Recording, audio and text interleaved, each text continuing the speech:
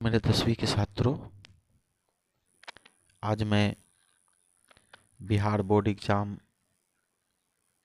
Class 10th का science का model paper जो है 4 लेकर आया हूँ।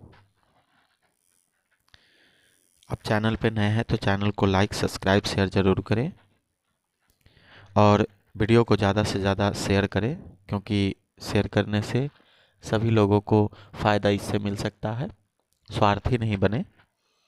चैनल को लाइक ज़रूर करें और सब्सक्राइब करने के बाद बेल आइकन को दबा दें। चलिए सवालों को शुरू करते हैं।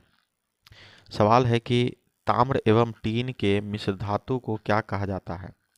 यानी तांबा और टीन के मिश्रण से क्या बनता है, तो कांसा बनता है। ऑप्शन नंबर बी आपका सही जवाब है। अगला है सीसा और टीन की मिश्र धातु को कहते हैं। सीसा और टीन के मिश्र धातु को क्या कहते हैं, सोल्डर कहते हैं। Option number A. अगला है Al4C3 के जल अपघटन से बनता है, तो इससे क्या बनता है, इससे बनता है मीथेन बनता है। ऑप्शन नंबर ए आपका सही जवाब है। अगले सवालों के चलते हैं। सवाल कह रहा है कि प्रकाश के अपवर्तन के कितने नियम हैं। ये बच्चा को पता होगा, क्योंकि ये 8वां से ही पढ़ना होता है। प्रकाश के अपवर्तन के 2 नियम हैं। अगले सवालों के चलते हैं। प्रकाश के परावर्तन के कितने नियम हैं, तो प्रकाश के परावर्तन के भी 2 नियम हैं। ऑप्शन नंबर बी सही जवाब। छोटा आभासी प्रतिबिंब प्राप्त हो सकता है। छोटा और आभासी प्रतिबिंब जो है उत्तल दर्पण से प्राप्त होगा। ऑप्शन नंबर सी आपका सही जवाब है। अगला सवाल है कि इनमें से किसकी उपस्थिति के कारण रक्त लाल दिखाई देता है। यानी जानते हैं हीमोग्लोबिन की उपस्थिति के कारण रक्त लाल दिखाई देता है। अगला सवाल है कि पीत रस कहाँ से स्रावित होता है, तो पीत रस जो है यकृत से स्रावित होता है। ऑप्शन नंबर बी आपका सही जवाब है। अगले सवालों की ओर चलते हैं। इनमें से किस हार्मोन को मानव शरीर के लिए निरर्थक माना जाता है, तो है MSH। MSH जो हार्मोन है मानव शरीर के लिए निरर्थक माना जाता है। अगला है यदि लेंस का आधा भाग काले कागज से लपेट दिया जाए तो लेंस द्वारा बने प्रतिबिंब क्या असर होगा। मतलब लेंस का अगर आधा भाग कागज से लपेट देंगे तो क्या होगा, तो ऑप्शन नंबर डी है प्रतिबिंब की चमक कम हो जाएगी। अगला सवाल है कि उत्तल लेंस पर प्रधान अक्ष के समांतर प्रकाश किरण पड़ रही है और उसके दूसरी ओर प्रकाशीय केंद्र और मुख्य फोकस के बीच बीच एक उदग्र पर्दा भी है, तो क्या होगा इससे। तो इससे क्या होगा, तो ऑप्शन नंबर बी होगा, पर्दा के बीच में अधिक प्रकाश होगा। अगला सवाल है कि निम्नलिखित में कौन अधातु है, तो कौन अधातु है, कार्बन जो है ये अधातु है। लोहा क्या है, लोहा क्या है बच्चों बताइए, तो लोहा एक धातु है। बच्चों ये चौथा सेट है, इसके बाद आखिरी एक सेट और लेकर आएंगे साइंस का, और 5 सेट साइंस का है जो बहुत महत्वपूर्ण है। इस वीडियो को देखें, देखने के बाद आपको एग्जाम से पहले भी एक बार देख कर जाए, आपको बहुत मदद मिलेगी, नहीं तो कहावत आ जाएगी। चलिए, मीथेन के अणु का आकार होता है। मीथेन के अणु का आकार जो होता है समचतुर्फलक होता है, समचतुर्फलक। Option number A. अगला सवाल है कि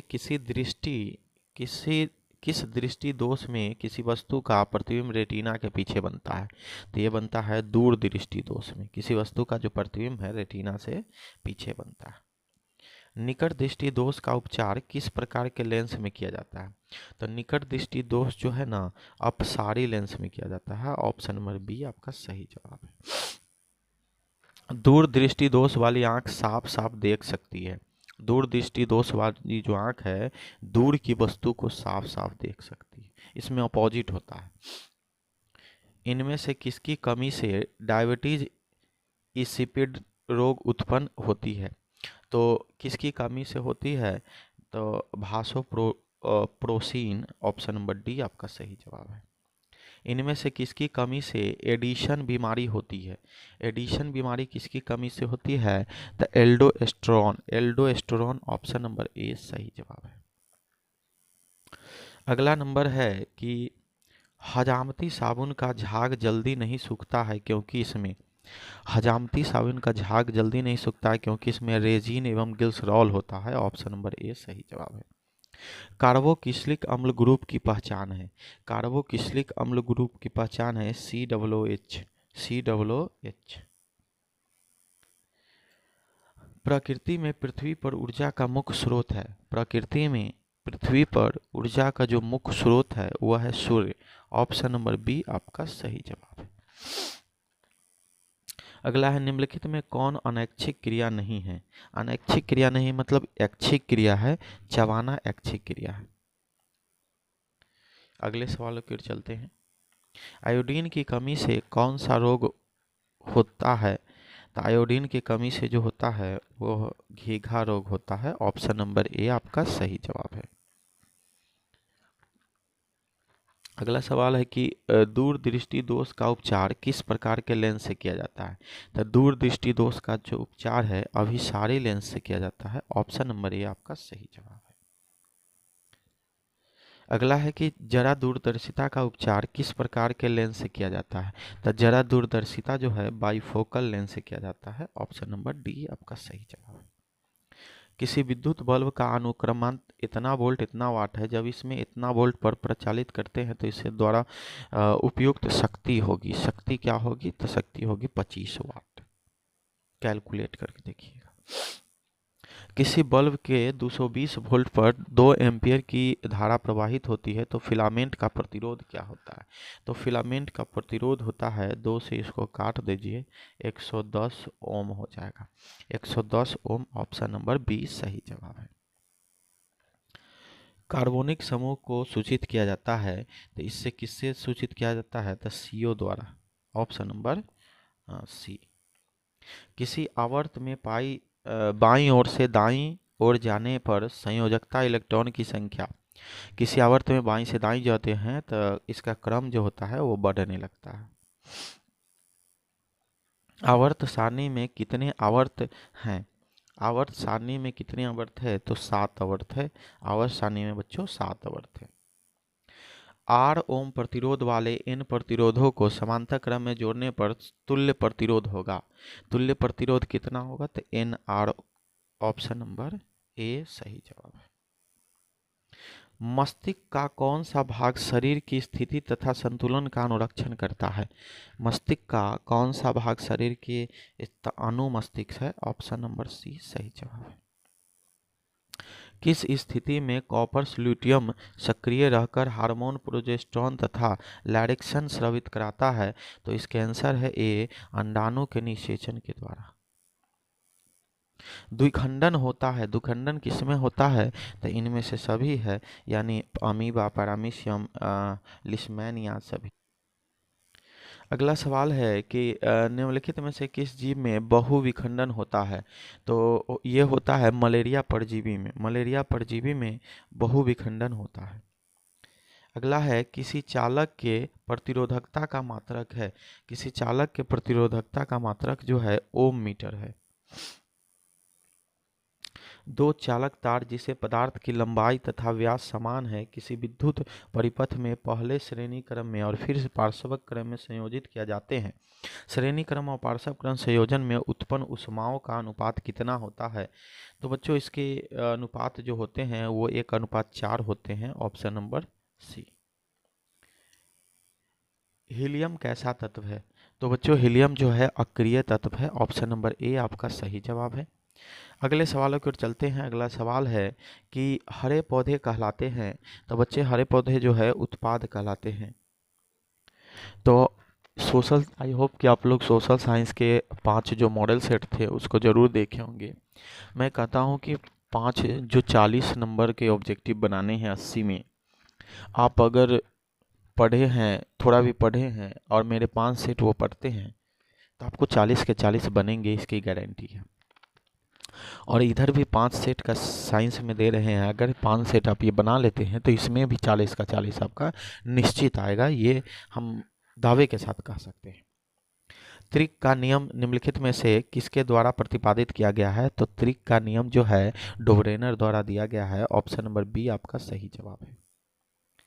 अगला है कि जब दो समांतर तारों से प्रवाहित धाराओं की दिशा एक ही हो तो दोनों तार क्या होगी? तो इसका आंसर है एक दूसरे को आकर्षित करेगी। अगला सवाल है कि दी गई वोल्टता के स्रोत से जुड़े किसी चालक के प्रति सेकंड उत्पन्न ऊष्मा, किसी चालक में प्रति सेकंड उत्पन्न ऊष्मा जो है धारा के वर्ग के समानुपाती होती है। ऑप्शन नंबर बी आपका सही जवाब है। अगला है कि बायोफाइलम से के कौन से भाग में कायिक प्रवर्धन होता है? तो बायोफाइलम के पतिया में कायिक प्रवर्धन होता है। मानव मादा में अंडाणु निषेचित होता है। तो मानव मादा में जो है अंडाणु फैलोपियन नलिका में निषेचित होता है।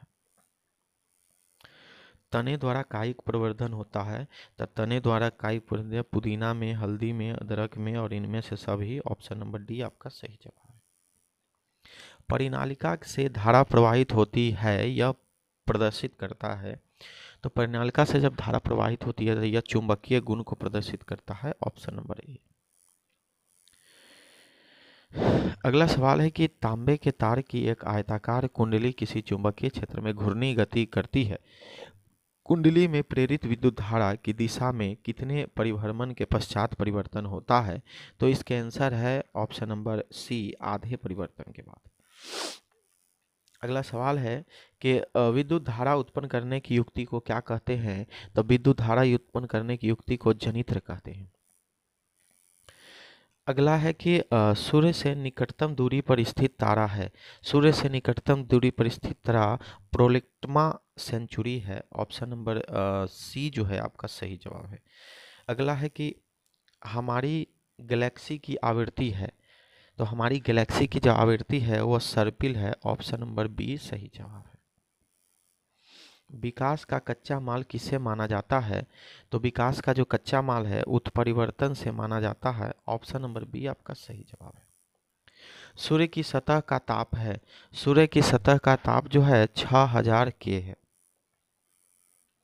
असंतृप्त हाइड्रोकार्बन के बहुलीकरण से बनता है। असंतृप्त हाइड्रोकार्बन के बहुलीकरण से प्लास्टिक बनता है। ऑप्शन नंबर डी आपका सही जवाब है।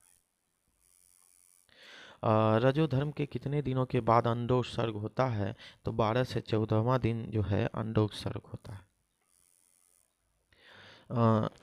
Fe2O3 plus 2Al2O3 plus 2Fe ऊपर दी गई अभिक्रिया किस प्रकार की अभिक्रिया है? तो बच्चों ये जो है विस्थापन अभिक्रिया है। ऑप्शन नंबर डी जो है सही जवाब है। KClO3 को गर्म करने पर क्या होता है? तो KClO3 को गर्म करने पर O2 मुक्त होता है। ऑप्शन नंबर ए आपका सही जवाब है। मनुष्य का सबसे पुराना पूर्वज कौन है? तो बच्चों ये सब जानते हैं कि मनुष्य का जो सबसे पुराना पूर्वज है चिंपैंजी है, जिसको पिथेकस कहते हैं। रामापिथेकस। Option number A. अगला है पुरातात्विक का सिद्धांत किसने दिया था? तो पुरातात्विक जो सिद्धांत था हिकेल ने दिया था। ऑप्शन नंबर डी आपका सही जवाब है। बच्चों 60 नंबर की ओर बढ़ रहे हैं। 80 नंबर का ये सेट है, टोटल 80 सवाल का। लैमार्क के सिद्धांत का क्या नाम है? तो बच्चों ये जो लैमार्क है, लेमार्क के सिद्धांत का जो नाम है वो हस्तगत परंपराओं की आनुवंशिकता है। अगला है रासायनिक परिवर्तन वस्तुओं के गुण और व्यवस्था में परिवर्तन हैं जिसके फलस्वरूप क्रिया के उलटने पर फलित वस्तुओं से आदि वस्तु की प्राप्ति होती है। तो इसके सही जवाब है नहीं होती है। बच्चों अगला सवाल है कि नीचे दी गई अभिक्रिया में कौन सा कथन सही है? तो एक समीकरण दिया हुआ है बच्चों, यहाँ पे ये देख कर बताइए कि इसमें से कौन सा सही है। तो ऑप्शन ए सही है, कॉपर का ऑक्सीकरण। सिल्वर क्लोराइड का रंग कैसा होता है? तो सिल्वर क्लोराइड का जो बच्चों रंग होता है वो श्वेत होता है। ऑप्शन नंबर ए सही जवाब है। पक्षी तथा तितली के पंख है। पक्षी तथा तितली के पंख कैसे अंग है? समजात अंग है। ऑप्शन नंबर ए सही जवाब है। अवक्रिया मानव का सबसे निकटतम संबंधी है। अवक्रिया मानव का अफ्रीकीय मानव का सबसे निकटतम संबंध कौन है? तो चिंपैंजी है। ओजोन परत पाया जाता है। ओजोन परत कहाँ पाया जाता है? तो वायुमंडल के ऊपरी सतह पर। निम्नलिखित में कौन विजातीय यौगिक है? तो बच्चों निम्नलिखित में जो है प्लास्टर ऑफ पेरिस जो है ये विजातीय यौगिक है। ऑप्शन नंबर डी आपका सही जवाब है। निम्नलिखित में सबसे प्रबल लवण है। निम्नलिखित में सबसे प्रबल लवण जो है NaCl है। ऑप्शन नंबर ए आपका सही जवाब है। दांतों को साफ करने के लिए दंत मंजन प्राय होते हैं। तो दंत मंजन जो होते हैं दांतों को साफ करने के लिए वो क्षारीय होते हैं। ऑप्शन नंबर ए आपका सही जवाब है। तो बच्चों ये 70वां नंबर सवाल है। 10 सवाल और बच गए हैं। हम जल्दी जल्दी से सिर्फ आंसर इसलिए बोलते हैं ताकि आप जल्दी जल्दी से रिवीजन कर सको। शुद्ध जल का पीएच मान होता है तो शुद्ध जल का पीएच मान 7 होता है। जब CO2 गैस को पानी में घोला जाता है तो विलयन का पीएच होता है। CO2 गैस को पानी में घोलते हैं तो विलयन का पीएच जो होता है 7 से कम होता है। Option number C. निम्नलिखित में कौन आहार श्रृंखला का निर्माण करता है? तो निम्नलिखित में जो है घास, बकरी और मानव ये एक श्रेणी बनाता है। 2001 की जनगणना के अनुसार भारत की आबादी कितनी थी? तो ये जो थी लगभग 121 करोड़ थी। 1 अरब से ज़्यादा कह सकते हैं। ऑप्शन नंबर सी। सॉरी 2021 में था 121 करोड़। सभी जंतुओं मुख्य रूप से होते हैं। सभी जंतुओं मुख्य रूप से होते हैं तो परपोषी होते हैं। ऑप्शन नंबर बी सही जवाब है। आमाशय में आंशिक रूप से पचे भोजन को क्या कहते हैं? तो आमाशय में आंशिक रूप से पचे भोजन को काइम कहते हैं। कार्बोहाइड्रेट, प्रोटीन तथा वसा के पूर्ण पाचन का स्थल निम्नलिखित में से कौन सा है? तो ये जो है छोटी आंत जो है क्षुद्रांत वहाँ पे। खुला परिसंचरण तंत्र पाया जाता है। खुला जो है परिसंचरण तंत्र किसमें पाया जाता है? तो कॉकरोच में पाया जाता है। Option number C. हमारे शरीर में कौन सा हार्मोन कार्बोहाइड्रेट, प्रोटीन तथा वसा के उपचयन का नियंत्रण करता है? तो इसका नियंत्रण करता है थायरॉक्सिन। ऑप्शन नंबर बी आपका सही जवाब है। पौधों की जड़ों में जल को बूंदों के रूप में उपस्थित कराने की सिंचाई विधि को क्या कहते हैं? तो इसको कहते हैं ड्रिप तंत्र। ऑप्शन नंबर डी आपका सही जवाब है, ड्रिप तंत्र। बच्चों ये लास्ट सवाल है। लास्ट सवाल कह रहा है कि भूजल पुनर्भरण के लिए निम्नलिखित में कौन सी विधि सर्वाधिक उपयुक्त है? तो जलागम प्रबंध। जलागम प्रबंध जो है ऑप्शन नंबर ऐसे भूजल पुनर्भरण में निम्नलिखित में से कौन सा सहायक होता है? तो ये तो हमें लगता है वर्षा का जल ये सभी होना चाहिए।